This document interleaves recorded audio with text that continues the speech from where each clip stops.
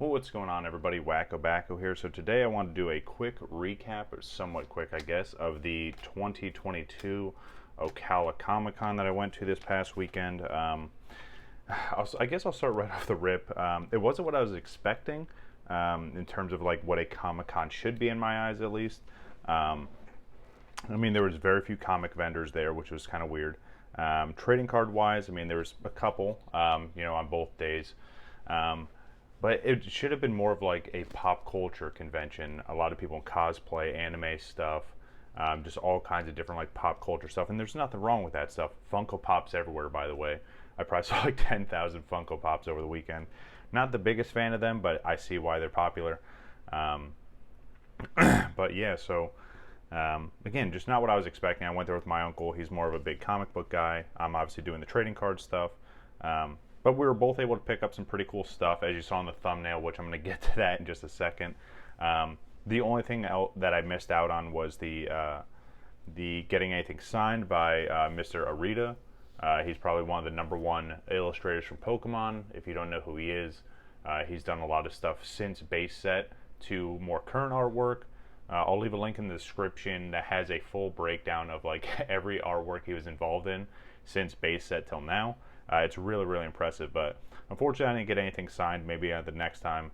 But I did pick up a whole bunch of stuff. Apologize for my voice.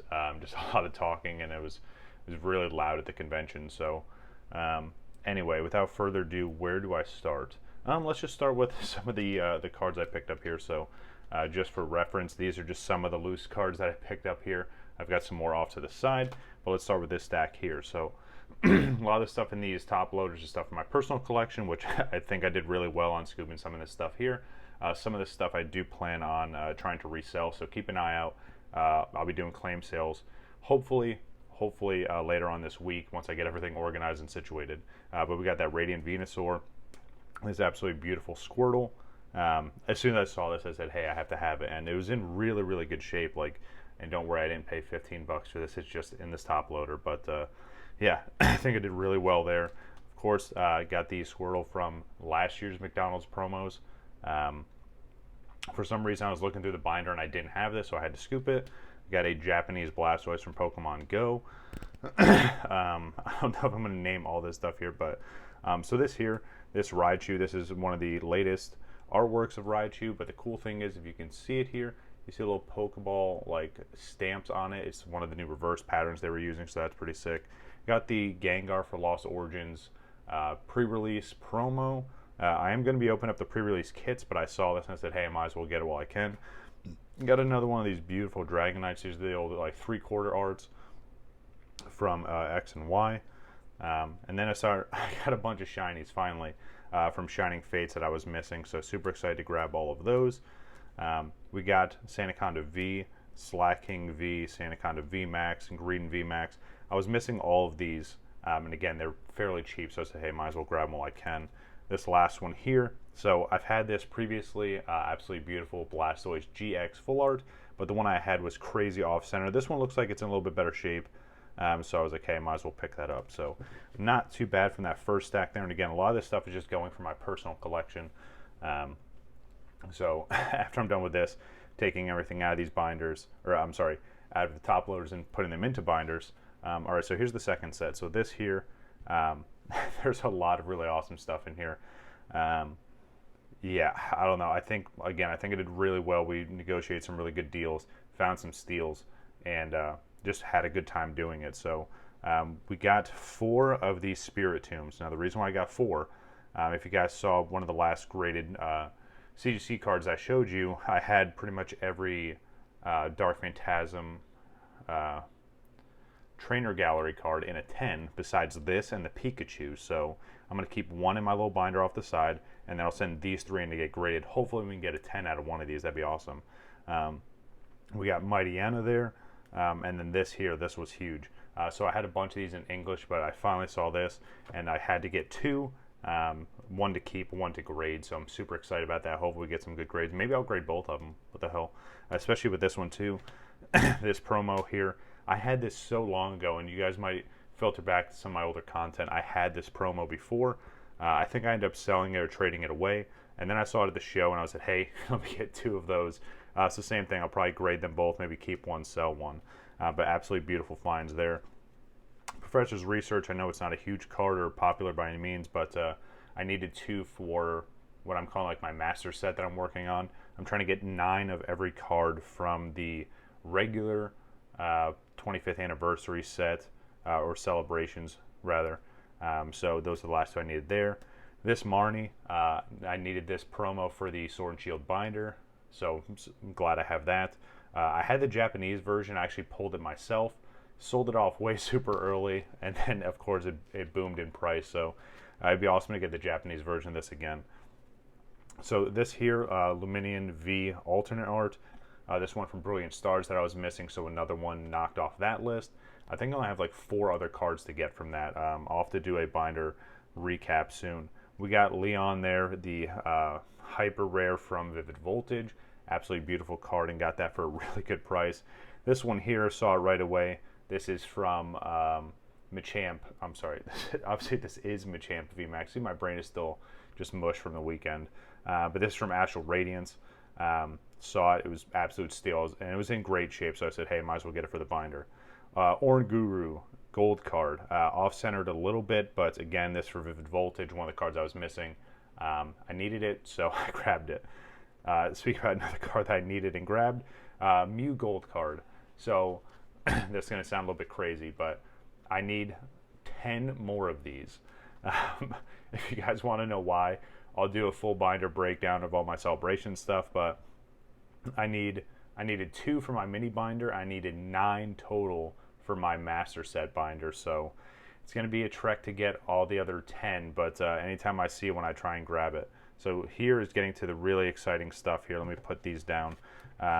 So this last 3 here, I think there's 3 here. These were probably the cards I was most excited to get. And I looked over and just made sure they were in really, really good shape. And I said, hey, I have to grab these. So of course, Dragonite V-Star Hyper Rare from Pokemon Go.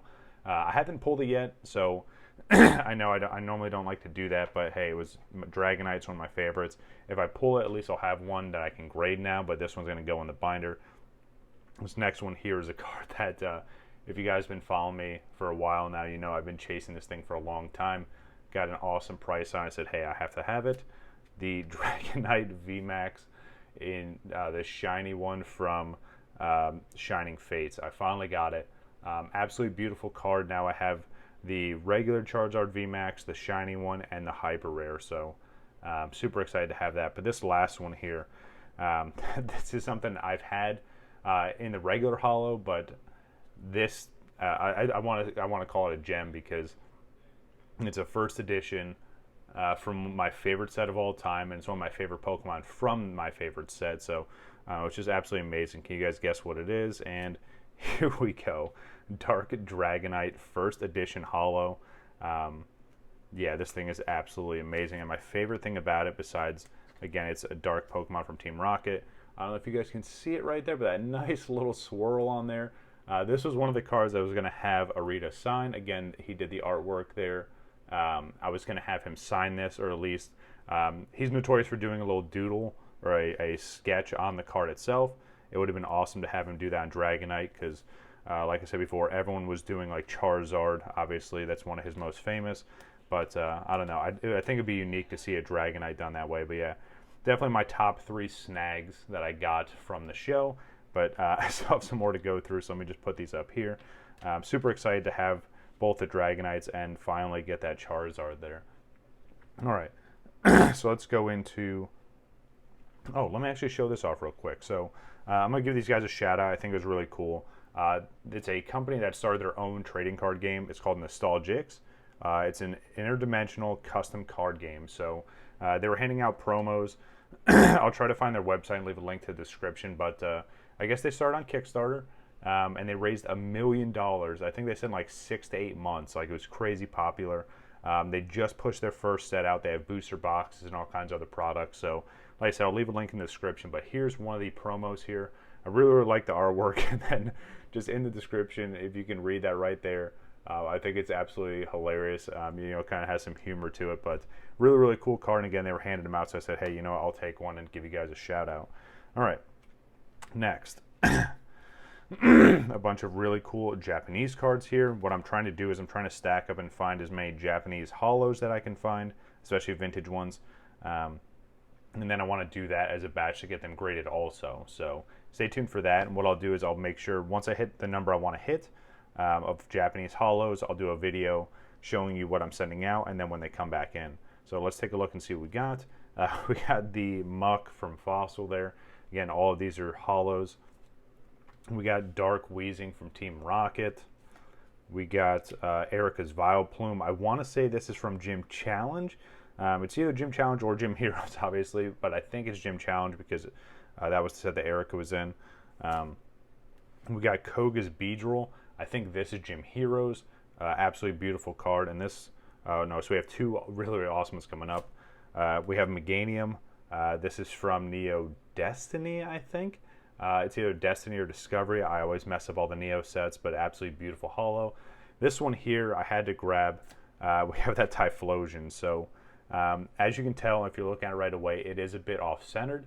But outside of that, this card was absolutely beautiful. The holo looks great. The card was in awesome condition, so I had to snag that up. So again, I'm kind of adding to my Japanese holo pile. If you have Japanese holos you're kind of sitting on, not really sure what to do with, or you have some to trade or sell off, please reach out to me. I'm definitely interested. So next, I'll try and speed this up because I know this video is taking longer than intended.